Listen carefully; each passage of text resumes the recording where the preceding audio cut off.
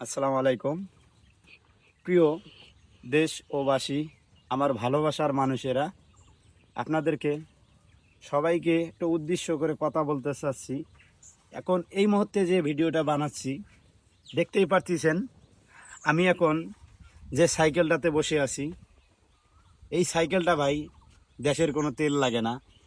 হুম আপনারা হয়তো অনেকেই জানেন যে আমাদের বাংলাদেশে যে সংকট চলতেছে, আমরা যারা ঈদের ছুটিতে বাড়িতে আসছি, আমাদের গাড়িতে আমরা যাইতে পারতেছি না ঢাকায়। কেন? তেলের সংকট। যাওয়া যাচ্ছে কেন? অনেক পরিমাণ টিকিটের দাম আমাদেরকে গুনতে লাগতেছে। তেলের সংকট।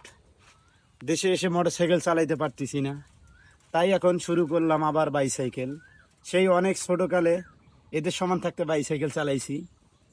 দেখতেই পারতেছেন এখন ওরা বাইসাইকেল চালাচ্ছে। তেলের সংকটের কারণে আমরাও বাইসাইকেল চালাচ্ছি। এখন আমার প্রিয় বন্ধুরা, আপনারা সবাই জানাবেন যে আমাদের দেশের কি অবস্থা। আমরা সবাই মোটরসাইকেল চালাবাদ দিয়ে এখন সবাই আমরা বাইসাইকেল চালাই ভাই, এছাড়া আর কোনো উপায় নাই।